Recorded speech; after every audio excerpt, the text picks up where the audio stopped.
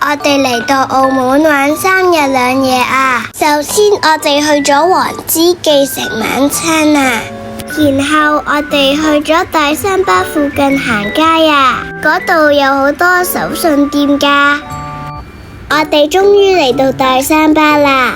爸爸同我講，呢度以前係一間教堂嚟噶，因為發生火災，剩翻一塊牌坊。而家係澳門嘅光影節啊，有無人機表演睇啊。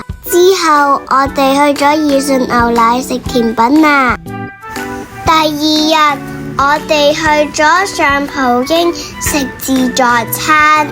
之後我哋就嚟到澳門科學館啦，呢度好大同好多嘢玩啊！呢度仲有一個認識水循環嘅系統啊！你睇下呢度有得玩水啊，好好玩啊！之後我哋去咗科學館隔籬嘅海濱公園啊，嗰度好好玩噶。嗰度仲有得玩碰碰車添㗎。嚟到第3日啦，我哋食埋午餐就 check out 去珠海啊！